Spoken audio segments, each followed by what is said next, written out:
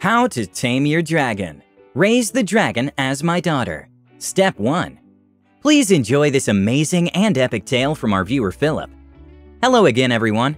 Today I'd like to share with you all another memorable story that occurred during one of my older Pathfinder sessions in the Kingmaker campaign. As a side note, I promise there will not be any spoilers for the adventure path, so there's no need to worry. To give a brief backstory, our DM informed us that this particular campaign involved a lot of wilderness exploration, and that it would likely take place over many years of in-game time. As such, my group was encouraged to make characters who would be able to do something fun during their downtime.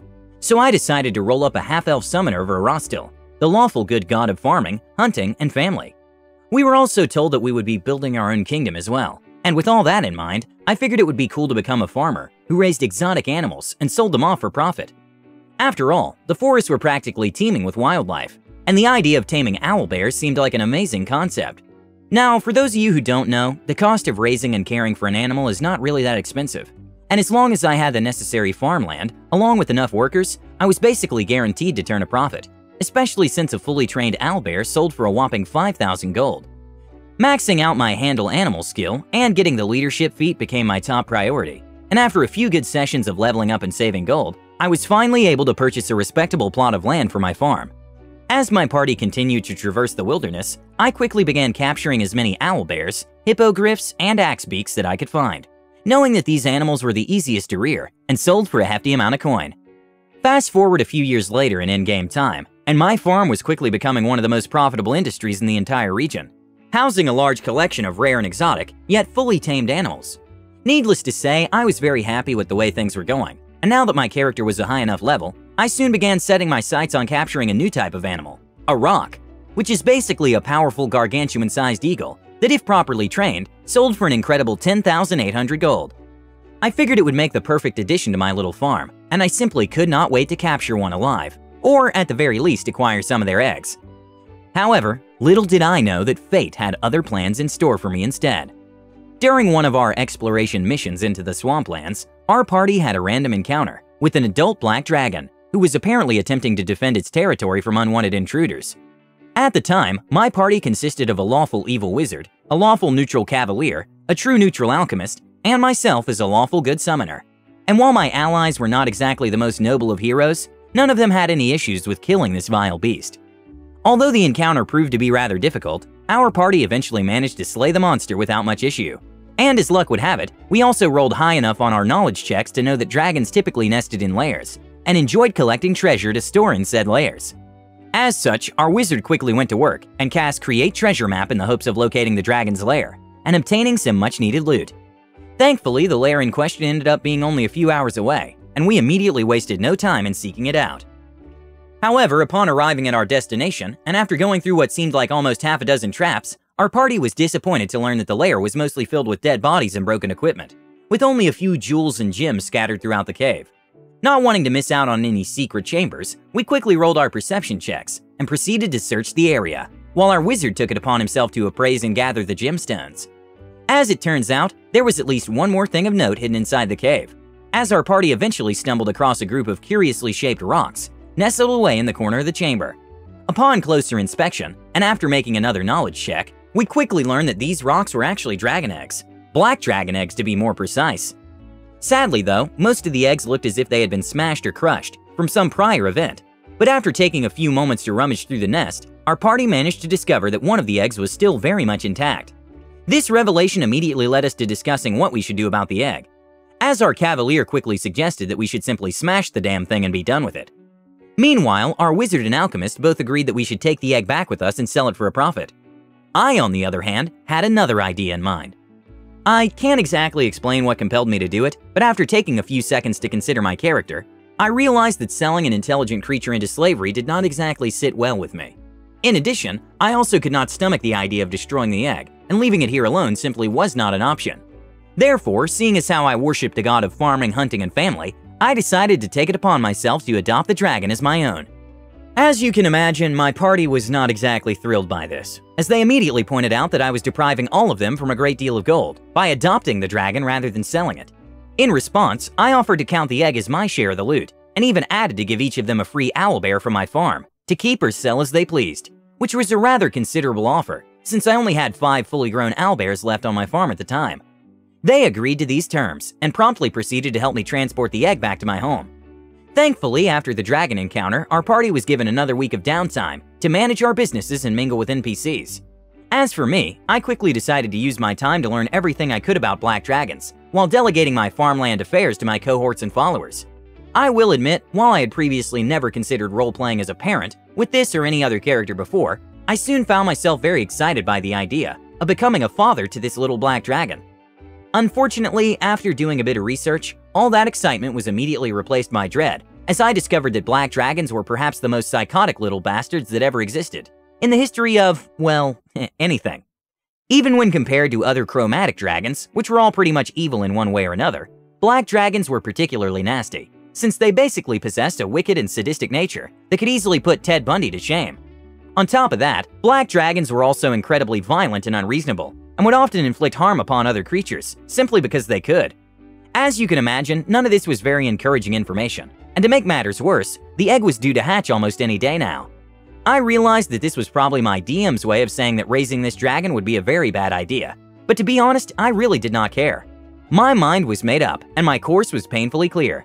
I would raise this black dragon right, or die trying.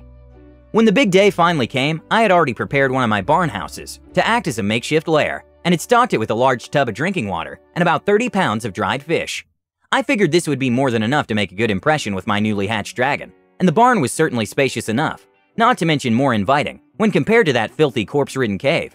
Now, keep in mind that while a black dragon is only the size of a house cat when it's first born, I knew that over time it would get a hell of a lot larger.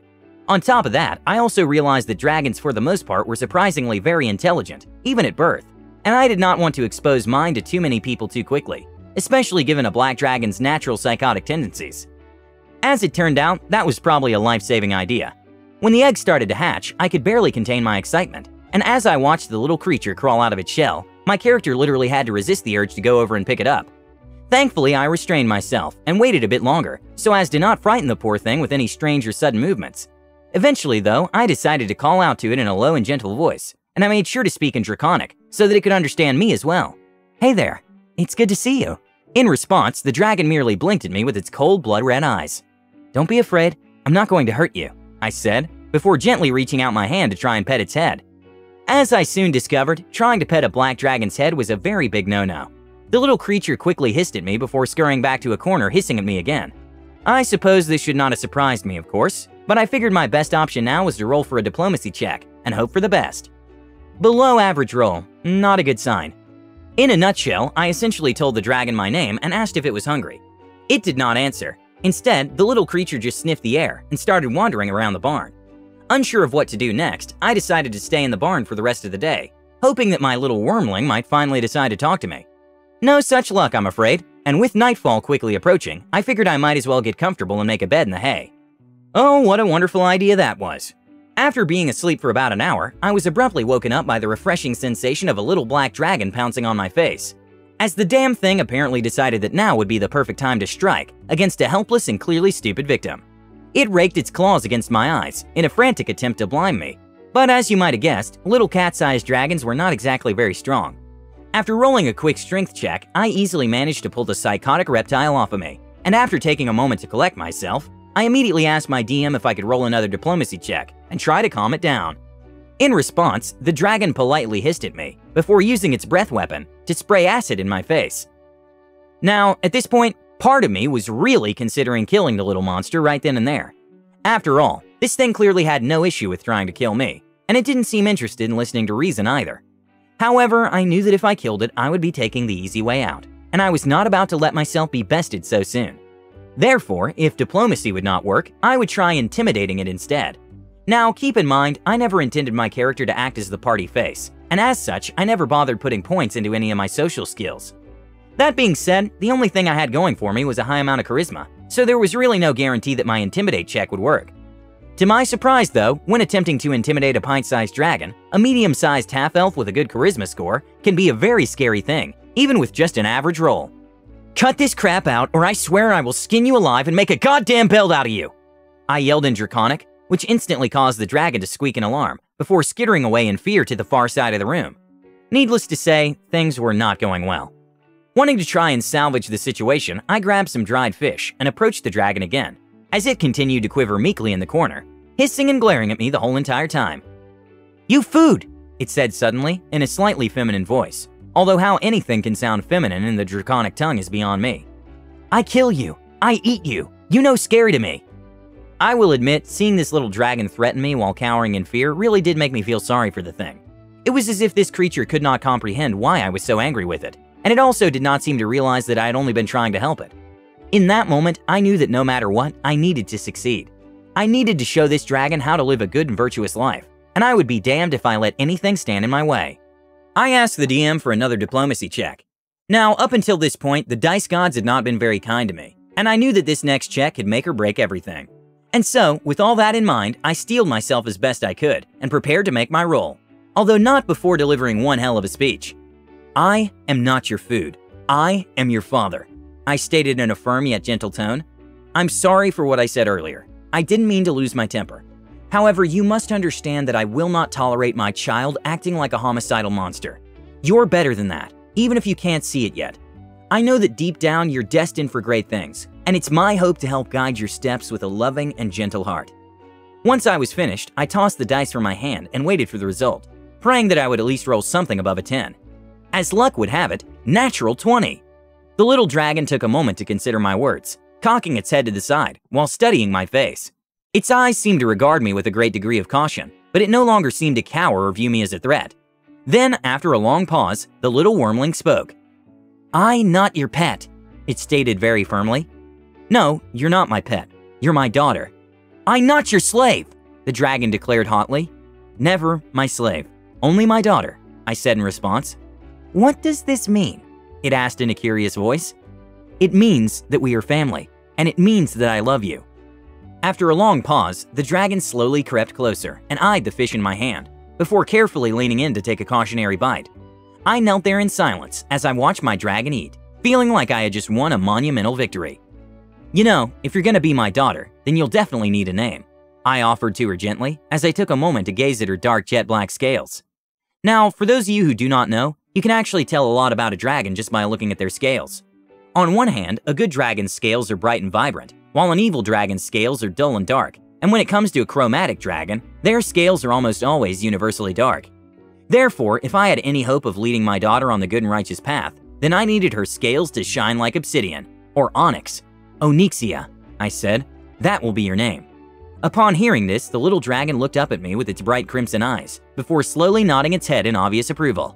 "Onyxia," she said. "It is good name. I like very much." And so, with that said, Onyxia was born.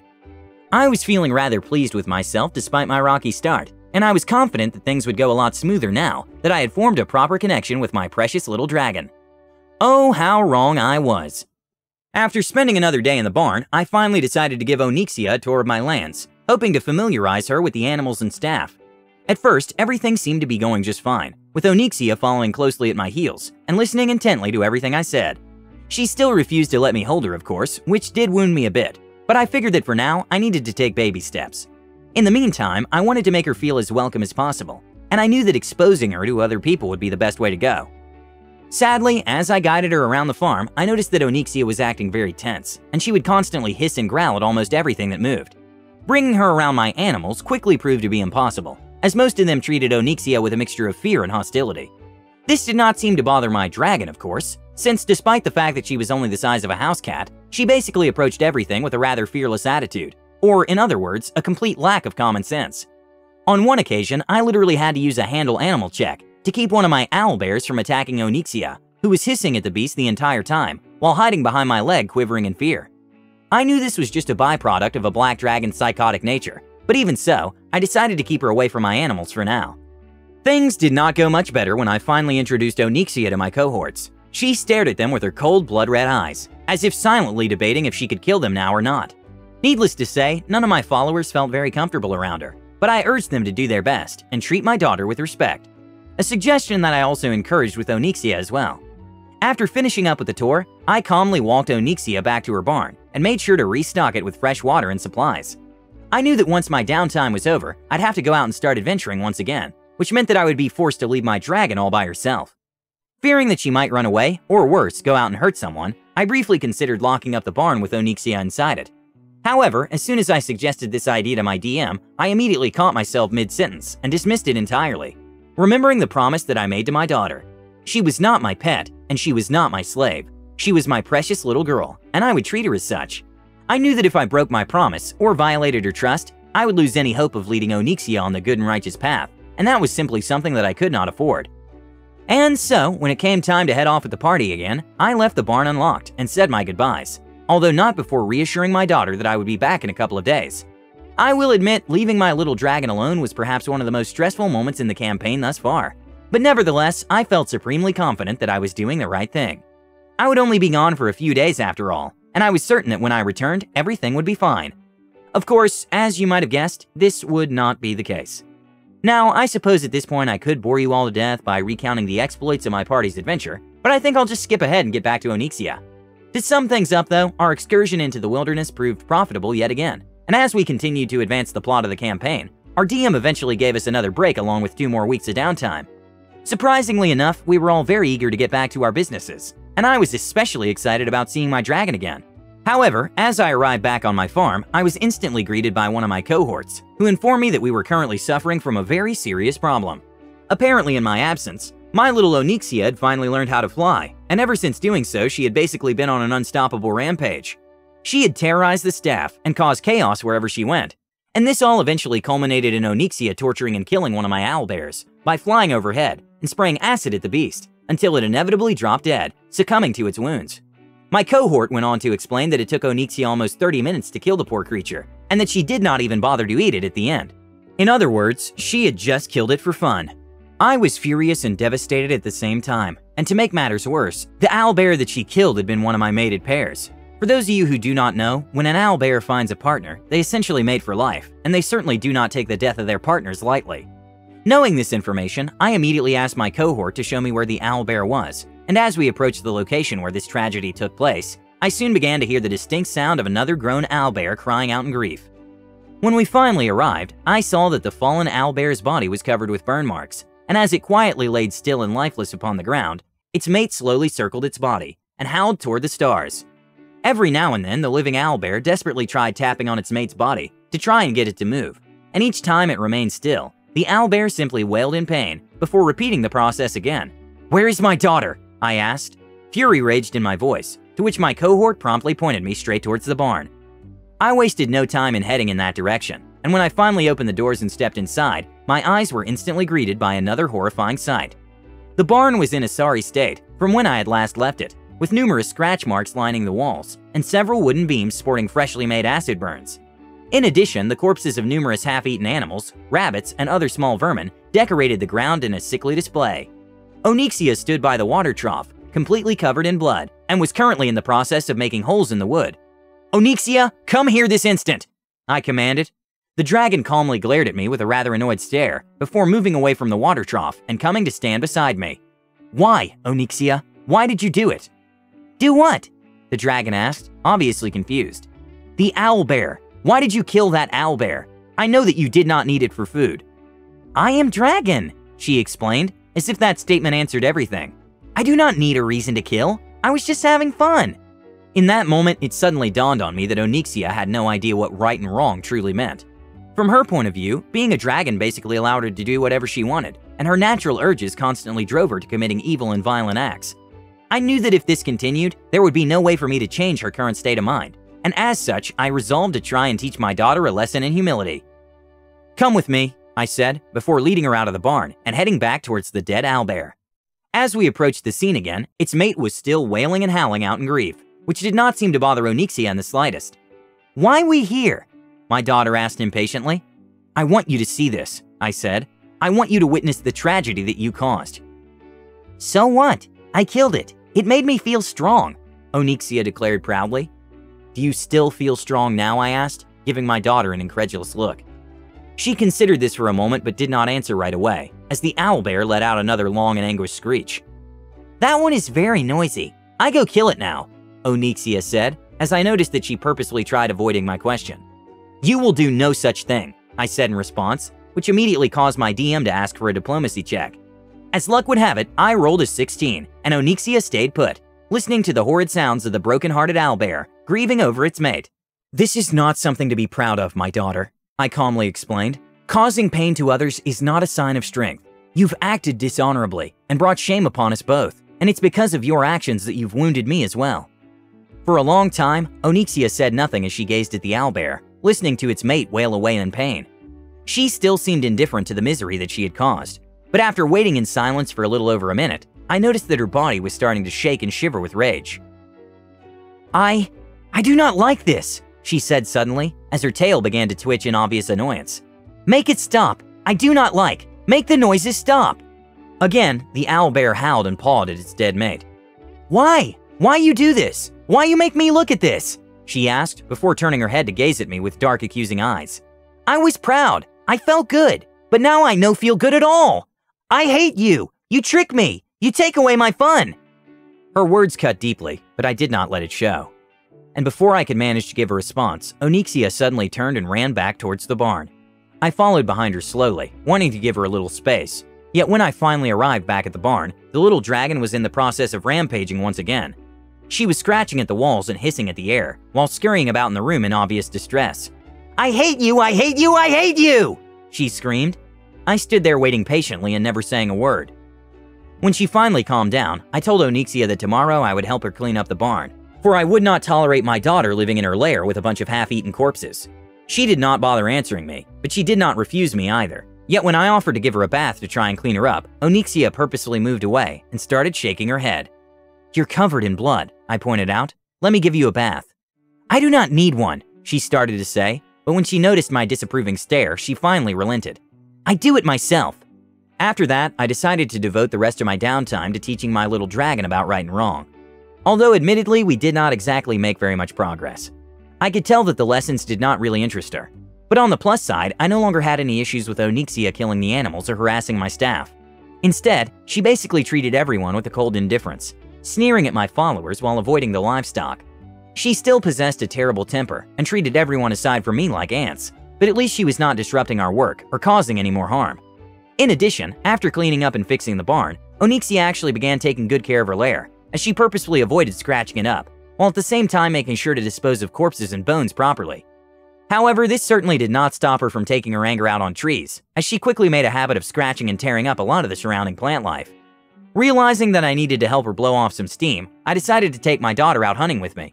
And as I soon discovered, this was probably the best idea that I had ever had thus far. Onyxia loved hunting, although admittedly this was probably because it finally allowed her to kill things without consequence. Still, I figured this was a great way to strengthen my connection with her, and it also provided the perfect outlet to properly channel her anger. However, with the end of my downtime swiftly approaching, I decided to do something special before I went off adventuring again. After picking a secluded spot somewhere in the woods, I invited Onyxia to play a little game of hide-and-seek, explaining to her that I had hidden about 100 gold coins somewhere in the area, and told her that if she could find them, she could keep them for her lair. Now, if any of you are wondering why I did this, keep in mind that all dragons are drawn to treasure in one form or another, and as such, they typically enjoy hoarding such treasure and keeping it in their homes. Up until this point, I knew that Onyxia did not have a treasure hoard of her own, and I felt that it was finally time to correct that mistake.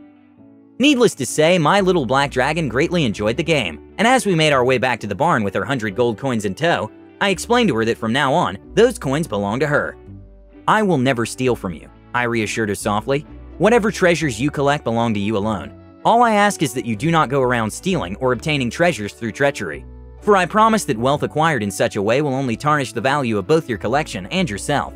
Onyxia did not speak for the longest time, yet when we finally reached the barn house and she prepared to step inside, my daughter slowly turned to me and spoke two simple words. "Thank you," she said, before turning on her heels and disappearing into the barn. And that, ladies and gentlemen, was the very first time my daughter thanked me for anything. This was just part 1 of How to Tame a Dragon. Stay tuned for part 2, and please let us know what you think and comment below. Don't forget to subscribe to our channel All Things D&D. Our next video will be posted in 2 days, so stay tuned for more amazing Dungeons & Dragons content.